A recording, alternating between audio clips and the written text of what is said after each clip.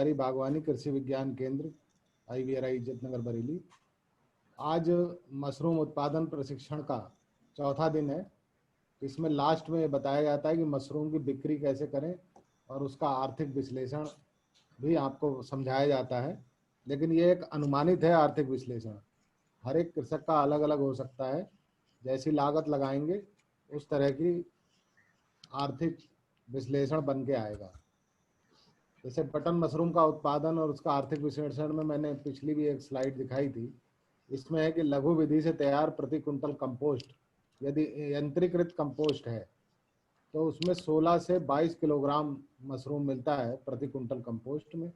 और दीर्घ विधि से जो 28 दिन का चक्र बताया था उसमें थोड़ा सा कम मिलता है, 12 से 15 किलोग्राम मशरूम प्रति कुंटल मिलता है। इसका सीधा सा अर्थ है कि 28 दिन तक का जो चक्र है उसमें कुछ पोषक तत्व वो वॉश आउट हो जाते हैं, उसमें कम हो जाते हैं, और जो जल्दी से तैयार होता है, कमर्शियल लेवल पे जल्दी तैयार किया जाता है मशरूम का कंपोस्ट, उसमें जो है उत्पादन ज़्यादा मिलता है। ऐसे ही मशरूम के आर्थिक विश्लेषण में ये बताया कि अगर बटन मशरूम है और फसलों की संख्या आपने 2 ली है, 2 क्रॉप ले रहे हैं, 5 टन कंपोस्ट बनाइए प्रति फसल में, तो उसमें पहली क्रॉप आपको मिलेगी 1800 किलोग्राम यानी कि 18 टन, और दूसरी मिलेगी आपको 20 टन, और कुल लागत आएगी उसमें 1,04,000। लागत शुरू में ज़्यादा रहती है और आय आएगा लगभग 2 लाख के आसपास, और इसमें जो है 2,20,000, और जो शुद्ध मुनाफा है वो 96,000 आएगा, और इसमें आएगा 1,16,000। इसी तरह से अगर आप ढिंगरी मशरूम करते हैं तो 2 फसलें ले रहे हैं और आधा टन भूसा अगर आप लेते हैं तो इसमें 700 किलोग्राम जो है आपको मशरूम प्राप्त हो सकता है, और कुल जो आपकी लागत है वो 30,000 आएगी, और जो कुल आय है वो 70,000 जाएगी, और जो शुद्ध लाभ है वो 40,000 रहेगा। ऑयस्टर मशरूम थोड़ा महंगा भी बिकता है क्योंकि ये इसको सुखाने के बाद भी इसका बहुत अच्छा उपयोग है। इस तरह से ये भी मैंने बताया कि अगर बटन मशरूम उगाने का की जो लागत है वो सीमांत स्तर पर किस तरह से हमें निकालनी चाहिए, आपको भी निकालनी पड़ेगी जब आप फार्म रिकॉर्ड मेंटेन करेंगे, जिसमें हम कच्चा मशरूम घर बनाते हैं यदि बांस का, तो इस मशरूम के लिए हमें लगभग 20,000 का खर्चा आएगा ग्रामीण स्तर पर। अगर आप बांस का साधारण क्वालिटी इस्तेमाल करेंगे और हर चीज़ जो है साधारण करेंगे तो करीब 20,000 खर्चा आएगा। कंपोस्ट चबूतरा यदि बनाते हैं, अगर पक्का बनाते हैं तो लगभग 60,000 का खर्चा आएगा, लेकिन फिलहाल आप कच्चे से काम चलाएं 2,000 के खर्चे से। इसके लिए काली पॉलीथीन मोटी वाली आती है, 100 गेज, 150 गेज, 200 गेज मोटी मार्केट में मिल जाती है, वो ले आइएगा, लगभग 2,000 रुपये की मिलेगी, और उसको फैला के उसके ऊपर जो है फार्मलिन से निर्जीवीकृत करके तब जो है आप कंपोस्ट बनाएं। इसके अलावा चौथी चीज़ है स्टील की रैक, बेलचा, पंजी, फुट स्प्रेयर। इस पे लागत आएगी करीब 4,000 रुपये। और एक चीज़ यहाँ से मिट गई है जब हम स्लाइड बना रहे थे, जो अन्य सामग्री हमें इसमें बीच में ज़रूरत पड़ती है उस पर आएगी करीब 1,000 रुपये की लागत। थर्मामीटर लगभग 500 रुपये का आता है। फार्मलिन हमें 5 लीटर लेंगे, लगभग 800 रुपये की आएगी। और अनावर्ती लागत जो हमें लगातार, ये तो हो गई जो हमें एक बार यूज करनी है, और बार बार हमें यूज करनी है, उसमें भूसा 40 कुंटल, जिप्सम और रासायनिक खादें, ये लगभग 30,000 का आएगा। ये ग्रामीण स्तर पर है, शहरी स्तर पर ये और बढ़ जाएगा। इस्पान, आवरण मृदा आदि, ये लगभग 16,000 रुपये इस पर खर्चा आएगा। इस प्रकार से कुल व्यय जो है 74,300 आएगा। और जो कुल उत्पादन हमें मशरूम का मिल सकता है, यदि हम 40 कुंटल भूसा बना रहे हैं तो 12 कुंटल या 15 कुंटल के आसपास मशरूम मिलता है, जिसको शुरू में रेट ज़्यादा मिलते हैं, 120-130 रुपये बिकता है, बाद में 100 रुपये के आसपास आ जाता है। तो ये मान के चलिए कि 1,20,000 जो है आपको कुल जो है उत्पादन, कुल आय प्राप्त होगी। और जो उन्हें कुल उत्पादन रुपए इतने का मिलेगा, जो शुद्ध आय मिलेगी वो 55,700 रुपये की आपको शुद्ध आय मिलेगी।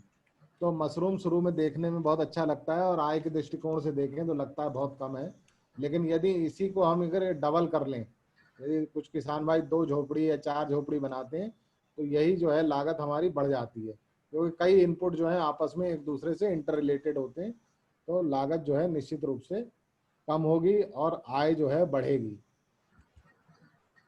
अब आती है मशरूम की बिक्री कैसे करें, लेकिन उससे पहले मशरूम को कहाँ और कैसे बेचें, ये चीज़ हमारी बहुत ही महत्वपूर्ण है। सबसे पहली चीज़ है खुद खाएं। कई किसान ऐसे हैं वो मशरूम खुद नहीं खाते हैं, शौकिया तौर पे मशरूम उगाना चाहते हैं और दूसरों को या रिश्तेदारों को, आस पड़ोस को केवल दिखावटी तौर पे। जब वो खुद नहीं खाएंगे तो किसी को कह नहीं सकते कि मशरूम खाइए आप। तो इसलिए पहले खुद खाएं, पका के खाएं, घर वाले उनके सब लोग मिलके खाएं, आस पड़ोस के लोग खाएं, तभी मशरूम की बिक्री बढ़ेगी। तो पड़ोसियों को खिलवाएं, गांव वालों को खिलाएं, भोज का प्रबंधन करें, ये बहुत ज़रूरी है।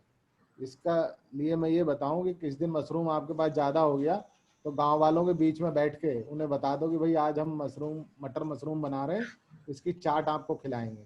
तो मटर मशरूम की सब्जी थोड़ा सा गाढ़ा गाढ़ा बना के, और जो पत्ते के दोने हैं इसमें चम्मच के साथ सबको खिलाइए, तो पहली बार में हर आदमी खा लेता है। और जब खा लेगा तो उसके माइंड में जो है, मुंह में जो टेस्ट डेवलप हो जाएगा, उसके बाद वही व्यक्ति आपका खरीदार बन सकता है। इसी तरह आप होटलों से बात कर लेंगे, हमारे पास शुद्ध मशरूम है, हमने तैयार किया है, आप लोग लेंगे। या जो सब्जी मंडी में जाएं, वहाँ पे बड़ी आसानी से बिक्री हो जाती है। लेकिन जिस समय पीक पीरियड होता है मशरूम का, यानी जनवरी और फरवरी का महीना, उस समय सब्जी मंडी में बहुत ज़्यादा आवक हो जाती है। इसलिए हमें और सोर्सेज भी ध्यान देने पड़ेंगे मार्केटिंग के लिए। अगर हम कई जगह मार्केटिंग सोचेंगे तभी हमें अच्छे दाम मिलेंगे। ऐसे फेरी वालों को दें आप, जो है जैसे आजकल आप देखते हैं कि घर घर आके डोर टू डोर बाहर से रेडीमेड फूड घर में आ जाता है, या और भी सामान आ जा रहा है ऑनलाइन। इसी तरह से आप भी जो है साइकिल के या मोटरसाइकिल के पीछे एक थर्माकोल का बॉक्स रखे, उसमें मशरूम की बिक्री करा सकते हैं फेरी वाले से। और उससे जो है उसका भी आप कुछ मूल्य रख देंगे, भाई तुमको भी शाम को इतने रुपए मजदूरी मिलेगी या दिहाड़ी मिलेगी, तो वो व्यक्ति खुशी खुशी कर लेंगे। ये ग्रामीण स्तर पे बहुत आसान है इसको करना। इसी प्रकार से छात्रों के, पुलिस के, सेना आदि के जो मैस होती हैं, जो वहाँ वो खाना खाते हैं मिलके, वहाँ पे मशरूम की डिमांड आती रहती है। हफ्ते में कम से कम 1 या 2 बार तो मशरूम की सब्जी उन्हें चाहिए ही चाहिए। यदि वो मंडी से जाएंगे तो मंडी से जाने में उनको कोई लाभ नहीं है, आप सीधे पहुंचाएंगे तो कुछ दाम उन्हें कम भी मिल सकता है। तो आप सीधे तौर पे वहाँ बात कर लें, होटलों में बात कर लें, तो मशरूम जो है आसानी से बेच सकते हैं। इसी तरह से मशरूम के लिए क्या है, मशरूम के सवेरे के समय ही मशरूम को तोड़ें। अगर आप सवेरे तोड़ेंगे तो उसके बाद दिन भर आप बिक्री कर सकते हैं। कुछ किसान भाई गलती ये करते हैं कि रात में तोड़ लेते हैं फिर सवेरे बेचते हैं। तो वो रात में जो 8-10 घंटे रखा रहता है उसमें मशरूम में कुछ ना कुछ पानी का ह्रास होता है और कुछ ना कुछ गुणवत्ता में कमी आती है। इसको अच्छी प्रकार से प्रसंस्कृत करें। मैंने प्रसंस्कृत करने का भी तरीका आपको बताया था कि 1% सोडियम मेटावाई सल्फाइड का घोल बना लें और उसमें 4 से 5 मिनट तक इसको डिप करें और फिर बाहर निकालें, और निकाल के हल्की सी छांव में सुखा के और फिर जो है इसको पॉली बैग में भरें। पॉली बैग जो है वो 100 गेज मोटा होना चाहिए, उसमें भी जगह जगह छिद्र होने चाहिए, यानी 5% एरिया में पॉली बैग में छिद्र होने चाहिए। तो अच्छे से हवा वायु का संचार होता रहता है और अंदर जो पॉली बैग में मशरूम आप पैक कर रहे हैं वो खराब नहीं होता है। सर्वप्रथम घर पे ही बेचें मशरूम को, सर्वप्रथम घर पे ही बेचें। आस पड़ोसी जो भी आए उनको कहें भाई मशरूम बिक्री के लिए तैयार है, आप लोग लेंगे? तो एक एक करके लोग लेंगे। अच्छा, लोगों की स्वभाव होता है जब वो एक बार खा लेते हैं तो फिर वो सबको खिलाने के लिए दावत देते हैं कि भाई वहाँ मशरूम हो रहा है, आप भी खाइए। तो इस तरह से आप मशरूम की बिक्री को बढ़ा सकते हैं। कस्बे में बेचने के लिए सही जगह का चुनाव करें। आप ऐसी लोकेशन का चुनाव करें जहाँ से मैक्सिमम लोग, अधिकतर लोग उस कस्बे से गुजरते हों, जैसे चौराया है या तिराहे का कोना है, या मार्केट के शुरुआत में ही बेचें, या जिस दुकान के बाहर बहुत भीड़ रहती है, अक्सर पब्लिक वहाँ आती है, आप वहाँ पे उसके बाहर बिक्री करवाएं। अपने बैठने का स्थान निश्चित करें, ये भी बड़ी महत्वपूर्ण बात है। आप बैठने का निशान निश्चित करें। आज पता चला यहाँ बैठे हैं, कल को मार्केट में कहीं और बैठे हैं, तो वो मशरूम खरीदने वालों को पता ही नहीं रहेगा। या एक दिन आप गए ही नहीं, या जो मेन बाजार है उसमें आप पहुंच ही नहीं रहे। कुछ किसान भाई हमारे ऐसे हैं कि जो एक बाजार में रेगुलर जाते हैं, लेकिन अगली बाजार में वो सोचते हैं हमें कहीं और दाम मिल गया, वहाँ बेच आते हैं। लेकिन उस बाजार में भी चाहें तो आप अपना या किसी और का खरीद के वहां पर उस व्यक्ति को जरूर भेजें बेचने के लिए, ताकि वो मार्केट आपका खराब ना हो। तो यहाँ मार्केटिंग बहुत जरूरी है। ये बात शुरू में ही बताई गई कि आज भी 90% लोग मशरूम को खाते नहीं है, या कई लोग जानते ही नहीं है। तो आपको उनको जनवाना भी है और खिलाना भी है कि वो कैसे खाएं, तभी आपका बिजनेस बढ़ेगा। और बिजनेस आपके गाँव और कस्बे में ही मिल जाएगा। जैसा मैंने एक उदाहरण दिया था कि एक हमारे किसान पीलीभीत के हैं उनके गांव में मशरूम बहुत होता था, लेकिन वो बिक्री की समस्या हो रही। तो इसी तरह से रोज मशरूम जो वापस आता था वो एक गांव में जाके योजना बना के और मीटिंग करते थे, और वहाँ कहते थे शाम को हम मशरूम खिलाएंगे। तो ढेर से लोग, बच्चे और घर वाले सब लोग आते थे गाँव के, और उन्हीं के सामने पका के और वो मशरूम खिलवा देते थे, एक साथ में कारीगर ले जाते थे। तो इस तरह से उस गांव में बिजनेस समझ ली शुरू हो गया। जिसने भी मशरूम का एक एक दोना खा लिया वो खुश होके अगले दिन मशरूम खरीदने के लिए तैयार रहता है। तो वहां पे आपको ये बताना है कि आपके गांव में ही मशरूम कल से मिलेगा। आप गांव में एक दुकान तलाश लीजिए, चाहे वो सब्जी की दुकान हो या परचूनी की दुकान हो, उनसे कहो भैया ये मशरूम कल से आएगा, जो नहीं बिकेगा वो हम वापस ले जाएंगे। और जितना मशरूम आप वापस ले जाएं उसको या तो किसी दूसरे गांव में ले जाके भोज का आयोजन करें, या फिर आप अचार डाल लें। अचार डालने की भी कई विधियां हैं, वो भी आपको बाद में जब आप पर्सनली मिलेंगे तो समझा दी जाएंगी। अपने बैठने का स्थान निश्चित करें। मशरूम को व्यापारियों को जबरन ना दें। अगर आप जबरन देंगे तो वो बिक्री नहीं करेंगे, उन्हें समझा के दें, उनके गुणों को बताएं।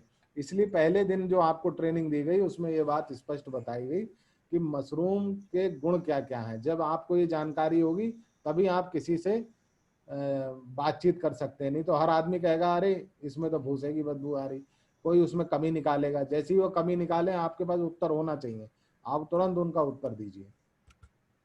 ये देखिए, मशरूम उत्पादक समूह बना के मशरूम का उत्पादन करने से इसकी बिक्री आसान हो जाती है और संसाधनों की कार्य क्षमता में भी विकास होता है। ये बात बिल्कुल सही है। ये पीलीभीत के जो मचवा खेड़ा गांव के किसान हैं, ये महेंद्र पाल जी, और ये उनके पिताजी खड़े हैं। वहाँ पर हम लोग भ्रमण करने गए थे, तो इन्होंने एक मशरूम उत्पादक ग्रुप बना रखा है और पूरा जो है उनका काम, पीछे क्रेटे देख रहे हैं, इस सब में भर भर के मशरूम जो है सेल करते हैं। तो इनका काम ये है कि आसपास के जितने भी छोटे काश्तकार हैं, मशरूम उत्पादक हैं, उन सबको इन्होंने जोड़ रखा है अपनी इस मशरूम उत्पादक समूह से। और उसमें जो है जितना भी उनका उत्पादन होता है एक साथ मिलके ये सेल करते हैं। अब डिमांड चाहे गांव से आए, कस्बे से आए, या दिल्ली से आए, या बाहर से आए किसी फैक्ट्री से, सब इनसे संपर्क करते हैं, ये सीधे सप्लाई वहां दे देते हैं। अगर इनके पास इतना क्वांटिटी बल्क में अगर वापस भी आती है तो जो मजदूर ये लगाते हैं उनका खर्चा आसानी से निकल जाता है। वापस आने वाली क्वांटिटी का जो भी मशरूम वापस आता है उसका ये लोग अचार डाल लेते हैं या सुखा लेते हैं। तो अचार जो है ऑफ सीजन में बेचते हैं, जिस समय मशरूम मार्केट में उपलब्ध नहीं है उस समय जितने भी किसान मेले होते हैं, प्रदर्शनियां होती हैं या किसानों की मीटिंग होती है, ये अपना अचार बेचते हैं। और उन्हीं मीटिंग में अनेक खरीदार आ जाते हैं जो कहते हैं भाई हमें अचार रेगुलर सप्लाई दो आप। तो कहते हैं भाई किस तरह से सप्लाई कर, भाई हमें तो 1 कुंटल 2 कुंटल चाहिए। तो इस तरह से धीरे धीरे करके बात आगे बढ़ती चली जाती है। ये देखिए, विभिन्न कृषि मेलों, प्रदर्शनियों आदि में स्टॉल लगाकर प्रचार प्रसार करें, ये भी बहुत जरूरी है। अगर आप प्रचार प्रसार नहीं करेंगे लगातार तो आप देखेंगे कि मशरूम की बिक्री धीरे धीरे कम होती जा रही है, क्योंकि पब्लिक के टेस्ट लगातार बदलते जाते हैं। धीरे धीरे वो शहर में जाने लगते हैं, मॉल में जाने लगते हैं, वो नई नई चीज़ें देखते हैं, तो आपकी चीज़ों से उनका रुझान हट जाता है। तो उनको बार बार वो चीज़ें आपको सामने लानी है कि भाई ये मशरूम है, इसका हर बार नए तरह से आइए, नए बैनर बनाइए, नए कलेवर में नए तरीके अपनाइए। ये क्या करते हैं कि जो भी इनके पास किसान आता है इनको जो है थोड़ा सा ये अचार चटा के दिखा देते हैं, एक चम्मच रखते हैं उसमें चटा के दिखा देते हैं। तो ये तो सेल्स का बहुत अच्छा सिद्धांत है कि यदि कोई आदमी किसी चीज़ को हाथ में पकड़ लेता है और यदि उसका स्वाद भी चख लेता है तो ऐसा माना गया है कि 50 से 60% वो खरीद ही लेता है। तो अगर आप ये सब चीज़ें स्ट्रेटजी अपनाएंगे तो आपकी बिक्री बढ़ेगी और बिक्री बनी रहेगी। ये भी हमारी एक कृषक हैं गुलफिजा, या रामपुरा गांव की हैं, और इन्होंने पिछले वर्ष जो है ये मशरूम उगाया था, डिंगरी मशरूम ये लाई थी और हम लोगों ने इनका खरीदा था मशरूम। तो ये भी एक प्रचार प्रसार का तरीका है कि भाई उनका पहली बार मशरूम हुआ और वहाँ पे कोई खरीदार नहीं है तो वो केवीके में ले आई। और केवीके चूंकि मशरूम की सभी को ट्रेनिंग देता है तो केवीके वाले आसानी से मशरूम बिकवा देते हैं। लेकिन ऐसा नहीं कि सभी लोग केवीके में ही ले आए मशरूम। ये तो एक केस ऐसा है, पहला महिला है जिन्हें हम आगे बढ़ा रहे हैं। हम लोग भी कोशिश करते हैं, आप हमारे केवीके इंचार्ज से मिलेंगे कि भाई हमारे यहाँ इतना मशरूम हो रहा है, तो वो लोग भी अपनी तरफ से प्रयास करते हैं कि किस तरह से जो है हम मशरूम की बिक्री आपकी बढ़ाएं। इसी तरह से महिला स्वयं सहायता समूह बनाकर मशरूम की बिक्री कर सकते हैं। ये देखिए, एक महिला स्वयं सहायता समूह बनाया हुआ है और इन्होंने अपने बैनर पे देखिए मशरूम की कितनी उपयोगिता लिख रखी है। देखिए, खून की कमी, कमजोरी भरपूर, और महिलाओं से संबंधित बातें भी लिखनी चाहिए, क्योंकि पुरुष ही नहीं खाते हैं मशरूम, महिलाएं भी खाती हैं, तो उसमें आप उनसे संबंधित बातें भी लिखिए। तो मशरूम में तो सारे गुण हैं स्वस्थ रहने के लिए, वो सारी बातों में आप कुछ भी लिख सकते हैं, वो सारी लगभग सही बैठती हैं। तो उच्च गुणवत्ता की प्रोटीन है, कुपोषण निवारक है, कम सोडियम ज़्यादा पोटेशियम, कितनी अच्छी बात लिखी है। स्टार्च कोलेस्ट्रॉल रहित, मधुमेह हृदय रोगी इसे खा सकते हैं। तो ऐसे समझाएंगे तब जो है आपकी बिक्री बढ़ेगी, जान पहचान बढ़ेगी। और अपना एक विजिटिंग कार्ड बना लीजिएगा, जो भी आए उसके पास विजिटिंग कार्ड जरूर दीजिए, ताकि लोगों को पता चले कि आपका मशरूम कहाँ पर इकाई है, वो कहाँ से आपको सेल होगा। वो लोग ऑफ सीजन में भी संपर्क करते हैं। और अपने स्टॉल पर एक रजिस्टर जरूर रखिए। अगर आप रजिस्टर रखेंगे तो जितने आने वाले लोग हैं उसमें जरूरी नहीं केवल किसान आए, उसमें कई स्टेक होल्डर आ सकते हैं, कई फैक्ट्री वाले हो सकते हैं, कोई उद्योगपति हो सकते हैं, या नए जो हमारे एस्पायरेंट आ रहे हैं जिन्होंने नया स्टार्टअप शुरू किया है, वो भी आपसे मिल सकते हैं। तो आपके पास अगर उनके नंबर होंगे तो आप उनसे दोबारा कॉल कर सकते हैं कि भाई हमारे पास मशरूम हो रहा है, इस सीजन में लगभग इतने कुंटल मशरूम होगा, आप हमारी। सिंह साहब आपकी आवाज नहीं आ रही है। अच्छा, आवाज तो यहाँ सही है। आप देखिए नेट तो आपके सिंगल वीक होंगे, बहुत जोर से सर बोल रहा आपकी हूँ। आवाज नहीं आ रही है। हेलो, बाकी सबको आ रही है आवाज? जी आ रही है। हाँ देखिए। रंजीत जी आपकी आवाज आ रही है, और जहां जिसके पास आवाज नहीं जा रही इसका मतलब सिस्टम की प्रॉब्लम है। प्लीज हाँ, आप सिंगल अपने देखें, यहाँ नेटवर्क देख लें, लॉग आउट नेटवर्क करके फिर से लॉग इन करें। कंटिन्यू। इस तरह देखिए। एक ये भी एक बहुत अच्छा तरीका है। ये हमारे कृषक हैं, कृषि विज्ञान केंद्र से इन्होंने ट्रेनिंग ली थी, ढिंगरी मशरूम इन्होंने उत्पादन किया था, और ये मशरूम के बहुत अच्छे अच्छे व्यंजन भी बनाते हैं। तो इन्होंने हमें बताया कि हमारा मशरूम हो रहा है, तो हमने कहा हमको दिखाइएगा। तो ये हमारे कृषि विज्ञान केंद्र में लेके आए थे। तो ये भी एक प्रचार का तरीका है। जब हमारी नॉलेज में आएगा कि हमारे अमुक किसान के यहाँ पे मशरूम हो रहा है, तब हम दूसरे लोगों को रिफर करते हैं, क्योंकि कृषि विज्ञान केंद्र जो है फर्स्ट नॉलेज सेंटर है। यहाँ पे सब तरह के व्यक्ति आते हैं, हर तरह के लोग आते हैं। हम लोग भी उनको बताते हैं कि हमारे कई किसान जो है मशरूम पैदा कर रहे हैं, आप उनके साथ जुड़िए और आगे बढ़िए। लाइन डिपार्टमेंट के लोग आते हैं, एनजीओ आते हैं, कई एक जो है प्रगतिशील समूह आते हैं हमारे पास, कृषक आते हैं, तो हम लोग उनको भी सलाह देते रहते हैं। हमारे इंचार्ज साहब के साथ इनकी बातचीत हुई और इनको बताया गया कि आप अपने कार्य को आगे बढ़ाएं, कहीं कोई दिक्कत होगी तो अभी हम हमेशा आपके साथ हैं। तो आप लोगों का प्रोत्साहन करते रहते हैं। जैसा कि आपने देखा कि बहुत ज्यादा इनकम नहीं उसमें शो हो रही थी, लेकिन वो पहला वर्ष था। इनकम तो हमें निकालनी है उसी में से। और कैसे निकालना है कि हमें खर्चे अपने कम करने हैं, और जो हमारे संसाधन है उनका बेहतर उपयोग करना है, तभी जो है हमारी इनकम बढ़ेगी। इसी तरह से एक ये मशरूम का हम लोगों ने किसानों का एक मीटिंग बुलाई थी कि जितने भी किसान बरेली क्षेत्र के आसपास के हैं सभी लोग आए और यहाँ पर अपने अपने उत्पाद लेके आए। तो देखिए सभी किसान जो है अपने अपने उत्पाद लेके आए हैं, और यहाँ पे हमारे जो सीनियर अधिकारी हैं वो लोग भी बैठे हुए हैं। पंतनगर विश्वविद्यालय के प्रोफेसर भी डॉक्टर एस.के. मिश्रा साहब भी बैठे हुए हैं। तो जब इनके बीच में बात रखी गई तो इन्होंने अपनी अपनी समस्याएं बताई। अब किसान जब अपनी समस्याएं बताता है और ऊपर लेवल तक बात जाती है, तो आगे जो भी पॉलिसी बनती है उसमें इन बातों का कहीं ना कहीं समावेश होता है। और किसानों की समस्याएं जायज थी, क्योंकि रेट जो है प्रॉपर नहीं मिलते हैं।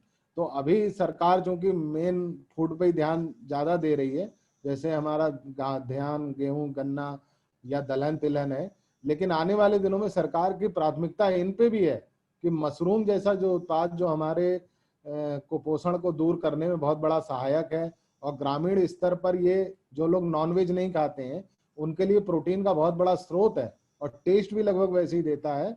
तो सरकार चाह रही है कि हर बार जो है मशरूम को हम आगे बढ़ाएं। तो इसके लिए जो पॉलिसी बनती है तो हमारे यही अधिकारी लोग ऊपर जाके इन चीजों को जिक्र करते हैं। तो इस तरह की मीटिंगों में जरूर जाना चाहिए, अपनी समस्याएं भी बतानी चाहिए, समाधान भी ढूंढना चाहिए। केवल समस्याएं नहीं बतानी चाहिए, वहां से समाधान ढूंढ के जरूर लाना चाहिए। अब देखिए कितने विभिन्न प्रकार के कृषक यहाँ पे बैठे थे। कई कृषक ऐसे थे कि जो उत्पादन तो बिल्कुल नहीं करते थे, लेकिन वो मशरूम की सेल करते थे, बीच में सेल परचेज करते थे, ब्रोकर का काम। तो वो भी बड़े महत्वपूर्ण है। अगर आपके किसी मीटिंग में जाएं और ऐसे लोगों से संपर्क हो तो आपकी जो बिक्री की समस्या है वो भी सॉल्व हो सकती है। इसी तरह से कई कृषक ऐसे हैं जो कि मशरूम के उत्पाद बनाते थे, कई कृषक ऐसे थे जो मशरूम का सिर्फ वो सूखा मशरूम खरीदते थे। तो ये मीटिंगों में जाना बहुत जरूरी है किसान के लिए।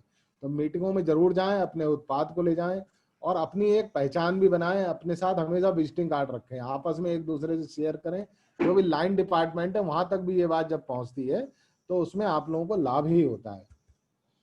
इसी तरह से एक चीज और हम बताएं आपको, खाद्य और अखाद्य मशरूम की पहचान करना ये बहुत जरूरी है। आजकल आप लोग भी ये समस्या से रूबरू होंगे कि गांव में जगह जगह जो मशरूम उगे रहते हैं, जो हमारे घूरे के ऊपर या कूड़े कचरे के ऊपर या पुरानी कोई जगह है, कोई बिल्डिंग पड़ी है या पुरानी लकड़ी है, उसके ऊपर मशरूम उगाते हैं और कुछ लोग उन्हें तोड़ के खा लेते हैं। लेकिन ऐसे नहीं खाना चाहिए। ये साइंस के हिसाब से जो है प्रकृति में उगने वाले जितने भी मशरूम हैं वो सभी जो है खाने योग्य नहीं होते हैं। उसमें से कुछ खाने योग्य हैं, उनकी पहचान को आप सीख लीजिए। प्रकृति में उगने वाले जितने भी खूबसूरत से आपको दिखाई दे रंग बिरंगे मशरूम, वो अधिकतर जहरीले होते हैं। आप उन पे संदेह करें, ये नहीं कि ये बहुत सुंदर देखने में है तो इस मशरूम को हम खा लें। और जिस मशरूम में अगर आप बाहर से तोड़ के ला रहे हैं जंगल से कोई भी किसान मशरूम, और जिस बर्तन में वो पका रहा है तो उसमें कोई चांदी का टुकड़ा डाल दें या कोई टीन का टुकड़ा डाल दें या प्याज के कच्चे टुकड़े डाल दें या लहसुन के टुकड़े डाल दें, और जब सब्जी पक जाए उसके बाद अगर इन टुकड़ों को पहले चेक करें, खाने से पहले ये टुकड़े चेक करें। यदि ये टुकड़े ये काले पड़ जाएं तो समझ लीजिए कि मशरूम जहरीला है, उसको बिल्कुल ना खाएं। और बाहर से लाया हुआ मशरूम पहले 1 या 2 टुकड़े ही खाएं, 1 घंटे तक अपना देखते रहें। अगर कोई दिक्कत है तब तो जो है आप आगे ना खाएं। अगर आपने ज्यादा खा लिया तो जहरीले मशरूम का अभी एंटीडोट तैयार नहीं है और आदमी की जो है बहुत बड़ी कैजुअलिटी भी हो सकती है, मृत्यु तक हो जाती है। तो इसलिए खुद भी इस बात में समझदार बने और दूसरों को भी समझाएं। और जिस मशरूम में कीटों के खाए जाने के निशान है तो वो खाने योग्य मशरूम होगा। ऐसा ये माना जाता है कि कीड़े वीड़े जिन मशरूमों को खाते हैं आसानी से, तो कीड़ों को कुछ पहचान होती है, वो अपने चेक करके खाते हैं कि ये खाने योग्य है या नहीं है या जहरीला है। अगर कीटों के निशान है तो वो मशरूम आप खा सकते हैं, लेकिन ये टेस्ट जरूर करें प्याज के टुकड़े चांदी के टुकड़े वाला। और मशरूम की टोपी को खुरचने के बाद, ये गलत लिखा है, खुरचने के बाद सूंघने पर अगर दुर्गंध आए तो वो जहरीला मशरूम होगा, ये पहली निशानी है। और अगर मतलब सामान्य महक आए जिसमें कि भूसे की महक हो सकती है या जैसे कि सड़े गले पदार्थ की महक, ये होते हैं जो हमारे भूसा या कोई पत्तियां सड़ जाती हैं उसकी हल्की सी महक आती है, तो वो महक तो बर्दाश्त है। लेकिन इसके अलावा किसी और तरह की दुर्गंध आ रही है तो वो जहरीला होगा। जहरीले मशरूम की टोपी की खाल हाथ से मसलने पर आसानी से निकल जाती है। ये भी बात बिल्कुल सही है। जितने जहरीले मशरूम प्रकृति में उगते हैं उसकी यदि टोपी को हम धीरे से मसलें तो उसकी खाल अलग हट जाएगी और टोपी रह जाएगी, तो वो जहरीला होगा, उसे बिल्कुल ना खाएं। हाथों को भी धो लें और लोगों को भी समझाएं। अक्सर गरीब लोग काम करके लौटते समय रास्ते में उगे हुए मशरूमों को तोड़ लाते हैं। आजकल इस समय बहुत उग रहे हैं मशरूम। जिस समय आपके यहाँ फसल आने को होती है ठीक उससे पहले ये जंगली मशरूम जंगल में या इधर उधर बहुत उगते हैं। जिस मशरूम में रिंग और बलवा दोनों जहरीले हो सकते हैं। रिंग और बलवा आप समझ लीजिए, यदि मशरूम की अगर आपने टोपी देखी होगी कैप, तो उसके ठीक नीचे एक डंडी होती है, उसमें एक रिंग होता है। और जमीन से जब मशरूम एडवांस स्टेज में पहुंच जाता है और उसका जो छतरी खुलने लगती है तो जमीन से बाहर को भी उसके स्टेम के साथ एक टोपी आती है। वो जो है जमीन से ऊपर उठ के एक रिंग जैसा आता है, उसे बलवा कहते हैं। यदि रिंग और बलवा दोनों हैं किसी मशरूम में तो वो जहरीला होगा, और दोनों में से कोई एक है तो वो जहरीला नहीं हो सकता है। तो ये कुछ सामान्य बातें थी। इसके अलावा जो कृषक जिस मशरूम का स्पॉन लेके मशरूम उगाते हैं वही मशरूम जो है वो आपको खाना चाहिए, खाने योग्य होता है। तो ये प्रशिक्षण का हमने थोड़ी प्रश्नोत्तरी बना रखी है, लेकिन प्रश्नोत्तरी से पहले आपको 10 मिनट का समय देंगे। कुछ आपके प्रश्न होंगे, उसके समाधान के लिए कोशिश करूंगा कि मैं यहाँ पे आपको ऑनलाइन ही सारे समाधान दे दूं। आप लोगों का प्रश्न जो है सादर आमंत्रित है।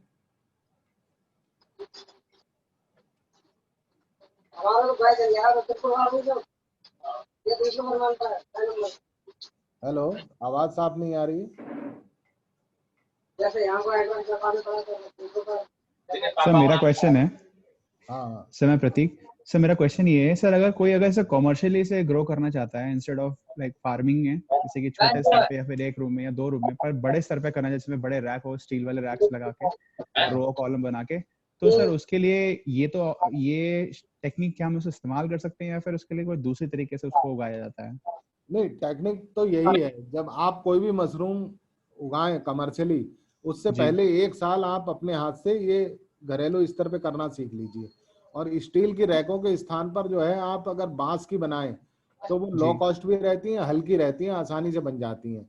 और गांव में आपको मजदूर भी मिल जाएंगे रैक बनाने वाले। स्टील की रैक के लिए आपका खर्चा भी बढ़ेगा। तो अभी कोई भी चीज में आप खर्चे ज्यादा ना करें, और जो भी उपलब्ध संसाधन है, जैसे फर्श की बात आई थी, तो आप पक्की फर्श ना बनाएं। अगर आपके जी। पास पहले से कोई मौजूद है चबूतरा, तो आप उस पे बना लें। नहीं, घर की छत पे बहुत अच्छी बनती है कंपोस्ट। चारों जी ओर सर। से जो है आप उसको थोड़ा सा ईंटें उठा के ढक दें कि तेज हवा ना चले, जैसे सूख जाती है। और ऊपर जो है वो हरी वाली आजकल जाली मार्केट में मिल रही है, वो ऊपर उसके ऊपर तान दें। कुछ 28 दिन की बात है, 28 दिन तक तने रहता है, मशरूम तैयार हो जाती है, वो कंपोस्ट तैयार हो जाती है। उसके बाद जो है आप मशरूम उगा सकते हैं। तो पहले जो भी काम करें वो थोड़ा घरेलू स्तर पे करें, छोटे स्तर पे करें। ठीक है सर। आप सभी लोग अपना ये ऑडियो जो है वो म्यूट कर लें। जो बोले वही बोले, नाम लेके अपना नाम और गांव का नाम बताएं।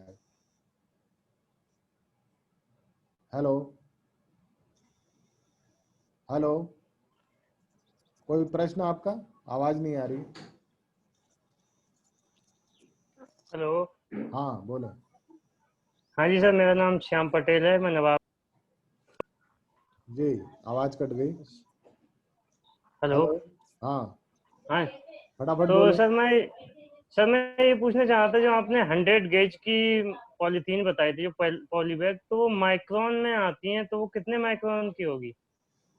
100 मैं माइक्रोन पे एकदम नहीं कन्वर्ट कर सकता। 100 गेज आप बोलिएगा माइक्रोन में, थोड़ी मोटी होती है, सामान्य पॉलीथीन से थोड़ी मोटी होती है। जो दूध के पैकेट देखे हैं आपने, जी जी। जो दूध के आते हैं मदर डेयरी पराग के, हाँ जी हाँ जी। तो समझिए 100 kg 100 गेज है वो, ओके थोड़ी ओके मोटी सर। होती है। हाँ, तो वो ओके मिल सर। जाती है यहाँ बरेली में, कुतुब खाने पे मिल जाती हैं। ये वीडियो है क्या? अच्छा। हाँ, आसानी से मिल ठीक है सर, जाती धन्यवाद। है। हाँ, धन्यवाद। आप लोग अपना पेन पैड ले लीजिए ये प्रश्नोत्तरी के लिए, और 1 से 15 तक के प्रश्न है, हाँ और ना में डालना है। 1 नंबर हाँ या ना है ये लिखना है और सर को भेजना है। ये कि आप लोगों ने ये 3-4 दिन में क्या सीखा, ये इस पर है ये प्रश्नोत्तरी। अभी एक और काम कर लें। जी और जैसे अभी 100 गेज की आपने बात किया था, अगर गेज को हम माइक्रोन में कन्वर्ट करते हैं तो 100 गेज होता है लगभग 25 माइक्रोन। तो 25 से 30 माइक्रोन का अगर आप लेते हैं तो वो 100 के बराबर होता है।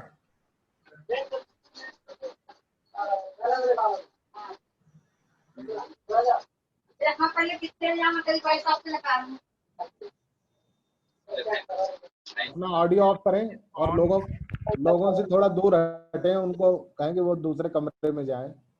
आवाज आ रही है बैकग्राउंड से। आवाज नहीं आने के पीछे आपके सिग्नल होंगे ऑनलाइन।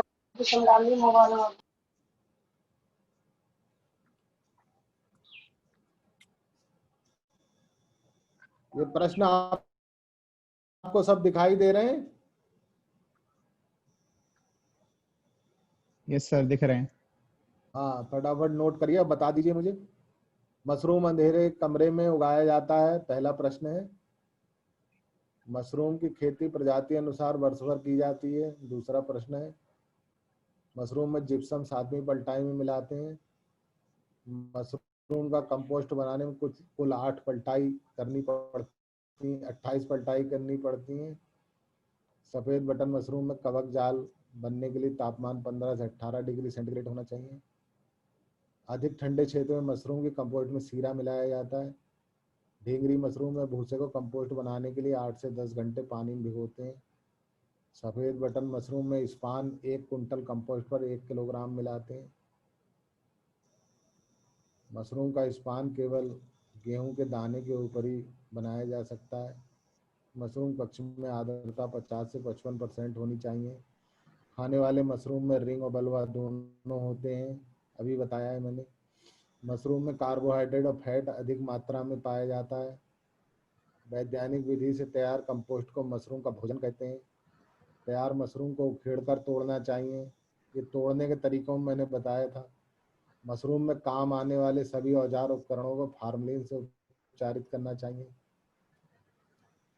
तो हाँ और ना में लिख के भेजिए। आप प्रश्न संख्या और उसके सामने हाँ या ना में उत्तर लिख दें बस। Okay sir. सर इसे व्हाट्सएप करना होगा? WhatsApp With name? के बाद व्हाट्सएप कर दें तुरंत अभी। ठीक है ग्रुप सर। में व्हाट्सएप कर दें। सभी पार्टिसिपेंट्स करें व्हाट्सएप, एक दूसरे का देख के ना करें।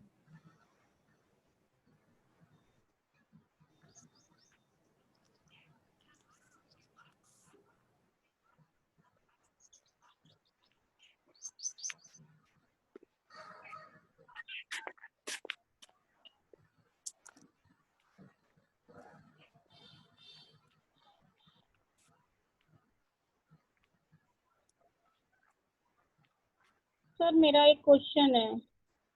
पूछिए। सभी ने अटेंड कर लिया है? सर अगर अटेंड कर लिया है तो इस फोटो खींच करके आप व्हाट्सएप कर दें। ये स्लाइड हटाऊं मैं? सर क्वेश्चन डाल के यस या नो में आंसर दे दे दो या पूरा क्वेश्चन भी नोट करना ये है? लिखिए वन नहीं, के कोई आगे क्वेश्चन नहीं नोट करना है, केवल आंसर। क्वेश्चन नंबर 1 सत्य है असत्य है। ओके क्वेश्चन ओके नंबर 2, क्यों क्वेश्चन तो यहाँ हमारे पास है। ओके ना सर। लिखना है बस है।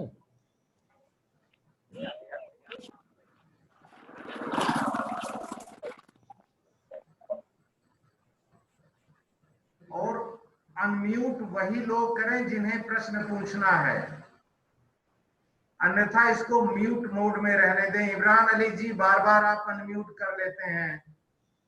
आपका कोई प्रश्न है आप प्रश्न कर सकते हैं। जिनका प्रश्न है वो प्रश्न कर दें, कोई दिक्कत नहीं। मैडम आप पूछ रही थी, अनम्यूट करके पूछिए।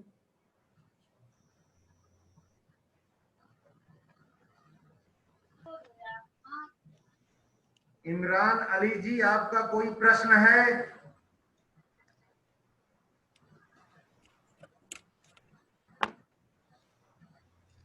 दिव्य प्रकाश कोई प्रश्न है?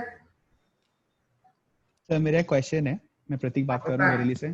हाँ। सर मुझे पता करना था, जैसे कि अभी तो 6 महीने का जो पीरियड है, ये तो पूरा विंटर सीजन रहेगा जिसमें इजीली मशरूम ग्रो कर सकते हैं, बट आगे चल के अगर 6 महीने हम और देते हैं, क्योंकि मैं एक्चुअली तो अपने खुद के लैंड पे ही वो वहाँ पर हट सिस्टम तैयार करके उसमें ग्रो करूंगा, तो हम हट सिस्टम में भी एसी लगा सकते हैं ना सर? क्योंकि क्या होता है कि सर वो बहुत ही जो नमी होती है वो भरी हुई होती है उस पूरे एरिया में, और एसी का बेसिकली काम होता है कि नमी को बाहर फेंकना। तो सर वो क्या कुछ प्रॉब्लम नहीं करेगा, बिकॉज ह्यूमिडिटी भी आप कम होगी? एसी कहीं लगा सकते हैं। पहली चीज ध्यान रखिए, टेम्परेचर लीक नहीं होना चाहिए। ओके कई सर। बार क्या होता है, जब आप एसी लगाते हैं तो बीच में जो स्पेस है अंदर जी सर। कूलिंग होती है, और जो दीवार होती है, दीवार को डबल जैकेटेड कर दें। दीवार के साथ साथ जो छत है, छत को डबल जैकेटेड कर दें, तब आपका एसी इफेक्टिव होगा। अगर आप पुआल का भी बनाते हैं तो आगे का मटेरियल आप उसको पॉलीथीन की सीट का बना करके उसे डबल जैकेटेड कर सकते हैं। अदरवाइज टेम्परेचर जब लीक होता है तो इलेक्ट्रिसिटी कंजम्पशन बढ़ जाएगा। इलेक्ट्रिकल कंजम्पशन बढ़ने के बाद आपके खर्च बढ़ जाएंगे। ओके सर, और ह्यूमिडिटी कैसे मेंटेन करेंगे? जी ऐसा एसी है, सर एसी में ह्यूमिडिटी कैसे मेंटेन ऐसा है, करेंगे? मैं आपको ह्यूमिडिटी बता कम रहा हूँ। आप ऐसा करिएगा प्रतीक जी, आप अपना जो भी डिजाइन है जहां Yes, sir. बनाना चाह रहे हैं उसको बना करके डिजाइन आप मुझे व्हाट्सएप कर दीजिएगा, ग्रुप पर कर दीजिएगा। उसके लिए जवाब कैसे डिजाइन में चेंज कैसे करना है, क्या डिजाइन रखनी है, वो मैं आपको ग्रुप पर ही बता दूंगा। साइज आप लिखेंगे तो मैं आपको बता दूंगा कितना एसी चाहिए, किस कंप्रेसर का, कितनी क्षमता का, जिससे आपका टेम्परेचर मेंटेन हो पाए। आपकी बात मैं किसी रेफ्रिजरेशन इंजीनियर से करवा दूंगा जो सारी चीजें आपको समझा देगा। हाँ, ये प्रतीक जी। Yes sir. आपने जैसे पूछा ना कि मैं मशरूम अभी नहीं कर पाऊंगा, मैं बाद में करूंगा, तो अभी आप ढिंगरी से शुरू कर लीजिए।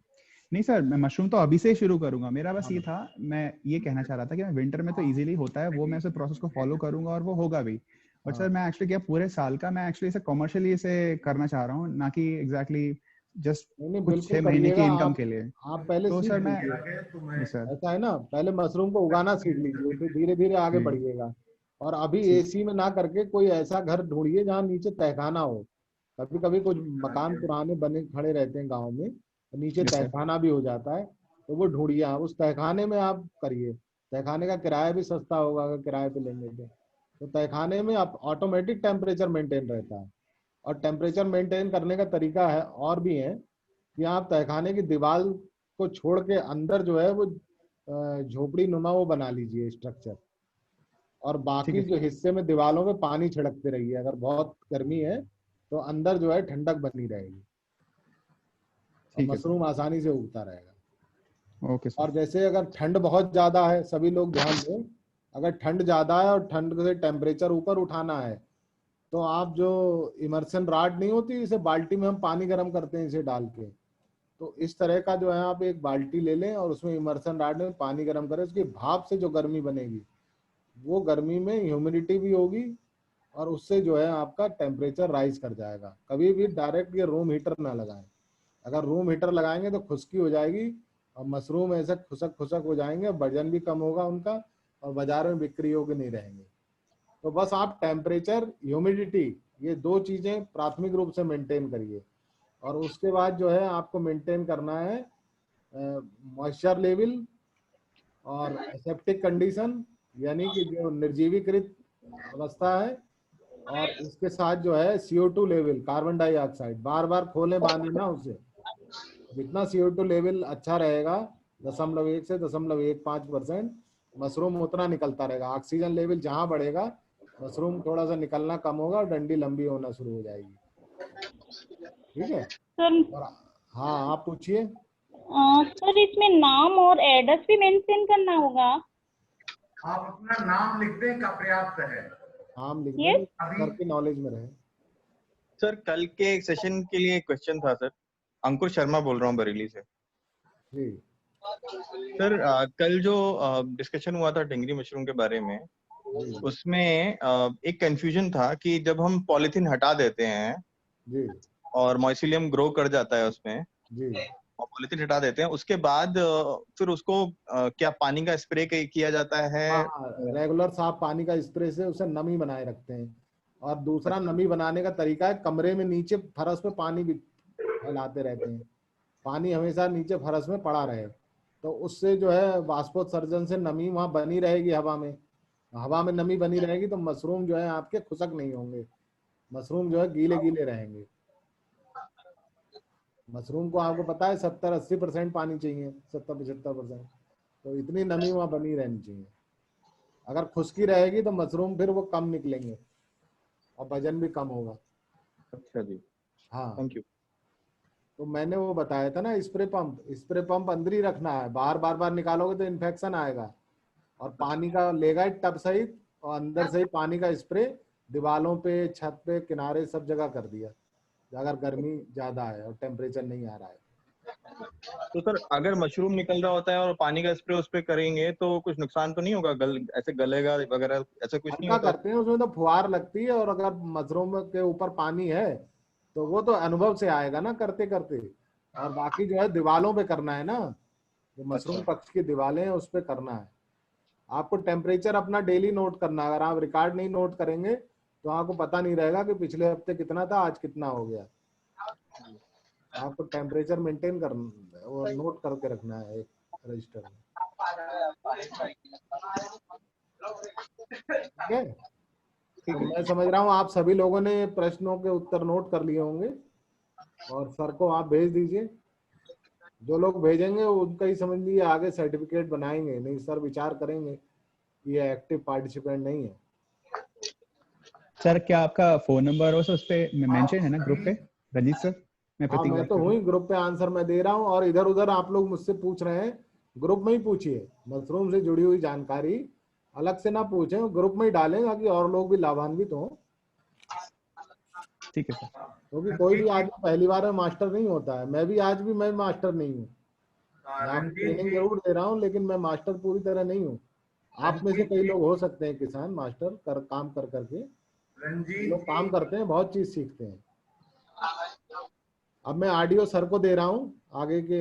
हाँ रंजीत जी, एक मिनट। अभी आप जितने भी प्रश्न आपने किए हैं 15 प्रश्न के उत्तर बता दें और उसके बाद नेक्स्ट लेक्चर किसका है? अब नेक्स्ट लेक्चर आज किसी का नहीं है, वो हाँ एनके सिंह का है। अच्छा, एनके सिंह, अच्छा ओके। इसके अलावा हमारे साथ ग्रुप में जुड़े हुए हैं राकेश पांडे, जो एग्रोनॉमिस्ट हैं कृषि विज्ञान केंद्र में। आपके उत्तर बताने के बाद मैं पहले राकेश जी से ये चाहूंगा कि अभी ये सीजन है जब धान की कटाई होने जा रही है और पुआल बड़ी मात्रा में वेस्ट होता है, तो पुआल का प्रयोग किस प्रकार किसान भाई मशरूम के लिए कर सकते हैं और पुआल का कैसे और प्रयोग कर सकते हैं, इसके बारे में राकेश जी आपको जानकारी देंगे। तो रंजीत जी आपका ये आप कर लें अपना इसका हाँ उत्तर मैं दे दें, ये इसके बाद प्रश्नोत्तरी फिर के उत्तर बता रहा राकेश हूँ जी आपको, इनवाइट करते हैं। सभी लोग ध्यान से सुने। पहला प्रश्न है कि मशरूम अंधेरे कमरे में उगाया जाता है। ये बिल्कुल सही उत्तर है, मशरूम उजाले में नहीं उगाया जाता है, इसमें क्लोरोफिल नहीं होता है, तो ये उत्तर सही है। दूसरा है मशरूम की खेती प्रजाति अनुसार वर्ष भर की जाती है। ये भी बात बिल्कुल सही है, अलग अलग प्रजातियों की खेती अलग अलग तापमान के अनुसार की जाती है, तो ये भी उत्तर आपका सही है। तीसरा है मशरूम में जिप्सम 7वीं पलटाई में मिलाते हैं। ये गलत है, मशरूम में जिप्सम मिलाते हैं 3री पलटाई में, जिसमें कि हम साथ में चोकर भी मिलाते हैं। आज एक किसान का मेरे पास व्हाट्सएप आया है, उनके कंपोस्ट में कीड़े पड़ गए हैं, तो कीड़े अधिकतर किसान भाइयों चोकर की उससे आते हैं, गलत चोकर मार्केट से आ जाता है, तो चोकर भी आप साफ लाएं, देख लें उसमें कीड़े तो नहीं है, नहीं तो एक दिन पहले उसे खूब धूप में सुखा दें और फिर जो है उसकी बनाएं। और इसी तरह भूसा भी आप चेक करके लाएं, कीड़े पड़े हुए भूसा ना लाएं, नहीं आपकी सारी कंपोस्ट इतनी मेहनत खराब हो जाएगी। चौथा प्रश्न है मशरूम का कंपोस्ट बनाने में कुल 28 पलटाई करनी पड़ती है। ये उत्तर गलत है, इसमें केवल 8 पलटाई करनी पड़ती है, 28 दिन का तो चक्र होता है। सफेद बटन मशरूम में कवक जाल बनने के लिए तापमान 15 से 18 डिग्री सेंटीग्रेड होना चाहिए। ये उत्तर गलत है, कवक जाल बनने के लिए तापमान ज्यादा चाहिए, यानी कि 20 से 22-25 तक तापमान रहना चाहिए। और जब कवक निकलता है, फलन काय निकलता है जिसे मशरूम निकलना कहते हैं, उसमें तापमान डाउन चाहिए 15 से 18 डिग्री। अधिक ठंडे क्षेत्रों में मशरूम की कंपोस्ट में सीरा मिलाया जाता है। ये छठा प्रश्न है, जहाँ ठंडे क्षेत्र हैं वहाँ टेम्परेचर को राइज करने के लिए सीरा मिलाते हैं, क्योंकि सीरे में आप जानते हैं कि शुगर होती है और शुगर से जो है वो उसको एनर्जी मिलती है मशरूम को, और वो ठंड में भी आगे बढ़िया से ग्रो करता है। लेकिन आप लोग ना मिलाएं सीरा। सातवां है ढिंगरी मशरूम में भूसे को कंपोस्ट बनाने के लिए 8 से 10 घंटे पानी में भिगोते हैं। ये उत्तर गलत है, 12 से 18 घंटे हैं, ज्यादा लगभग 1.5 दिन पानी में भिगोते हैं, ठीक है। और उसके बाद 4 घंटे उसको निथरने के लिए रखते हैं, पानी निथरना चाहिए 4 घंटे। ये बिल्कुल स्टैंडर्ड है, इसी स्टैंडर्ड से चलना। ऐसा नहीं कि आप उसको जो है 22 घंटे भिगो दें या केवल 10 ही घंटे भीगने दें, तो अच्छे से कंपोस्ट तैयार नहीं होगी और उत्पादन प्रभावित होगा। आठवां प्रश्न है सफेद बटन मशरूम में स्पान 1 कुंटल कंपोस्ट पर 1 किलोग्राम मिलाते हैं। ये सही है, 1 कुंटल कंपोस्ट पे एक पैकेट हम मिलाते हैं अमूमन। मशरूम का स्पान केवल गेहूं के दाने के ऊपर बनाया जाता है, ये उत्तर गलत है। कल वो मैडम ने बताया था कि क्या क्या चीज के ऊपर बना सकते हैं आप।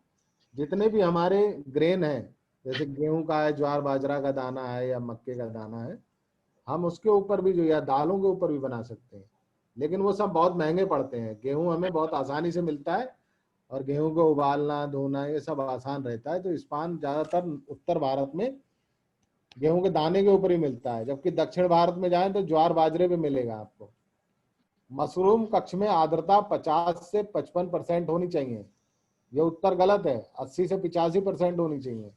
आर्द्रता ही का मेन खेल है। अगर आर्द्रता कम हो गई और आपका मशरूम बहुत बढ़िया चल रहा है तो मशरूम सब सूखा सूखा हो जाएगा और आपका निकलना बंद हो जाएगा और बीमारी पकड़ती है। एक चीज और है, अगर ऊपर नीचे तापमान बना रहेगा, आर्द्रता बनी रहेगी तो बीमारी जरूर आएगी। और बार बार आप कमरे को खोलेंगे तो कीड़े अंदर घुस जाएंगे, मक्खियां, और उस पर अंडे दे देंगे तो मशरूम में भी कीड़े पड़ जाते हैं। खाने वाले मशरूम में रिंग और बलवा दोनों होते हैं, उत्तर गलत है। अभी मैंने बताया था कि रिंग बलवा दोनों है तो जहरीला होगा। मशरूम में कार्बोहाइड्रेट और फैट अधिक मात्रा में पाया जाता है, ये भी उत्तर गलत है। बिल्कुल होता ही नहीं है, ना के बराबर है। इसीलिए तो कहते हैं कि उसको मधुमेह रोगी और उच्च रक्तचाप वाले इसे खा सकते हैं। वैज्ञानिक विधि से तैयार कंपोस्ट को मशरूम का भोजन कहते हैं, ये उत्तर सही है। कहीं आप भोजन गलती ना कर लें दाल चावल।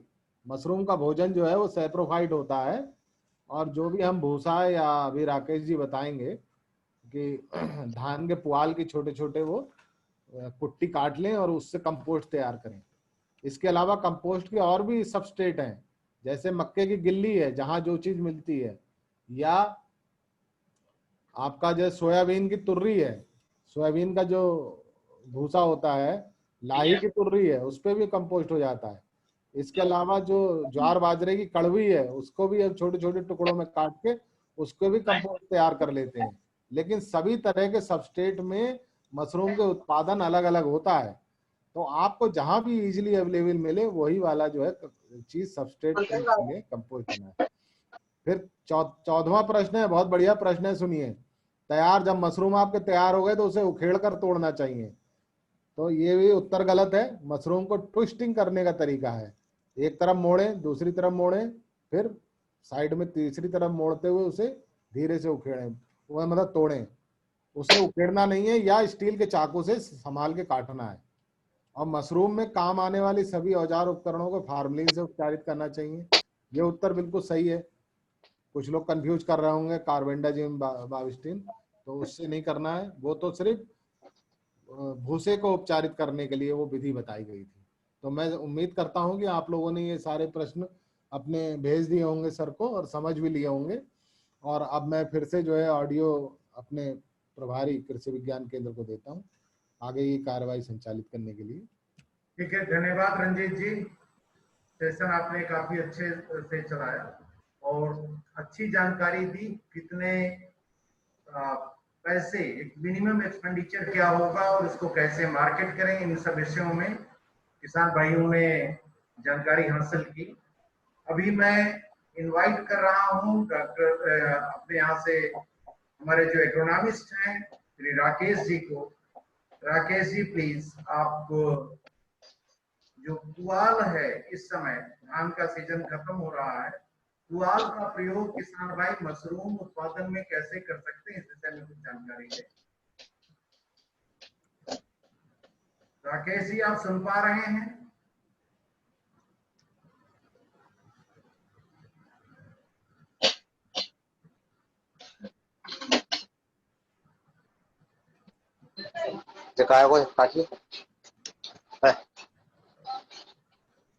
राकेश जी, आपकी आवाज नहीं आ रही, आप सुन पा रहे हैं?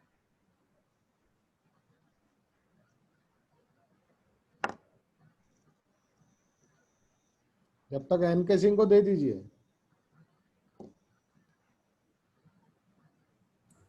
एक मिनट। राकेश जी, आपने अपना ऑडियो ऑफ कर रखा है, please unmute your audio. Audio unmute करें। हाँ, अब आप बोले, अब आपकी आवाज, मेरी आवाज अब आ रही सभी को? अब आ रही, बिल्कुल आ रही है। बड़ी जोश में बोले। पंकज साहू जी, कोई प्रश्न हो तब आप अनम्यूट करें, अन्यथा म्यूट रहने दें। चलिए सर, सभी साथियों को मेरा नमस्कार। मेरा नाम राकेश पांडे, डॉक्टर साहब बता ही चुके हैं। मैं यहाँ पे फसल विज्ञान का विशेषज्ञ हूँ।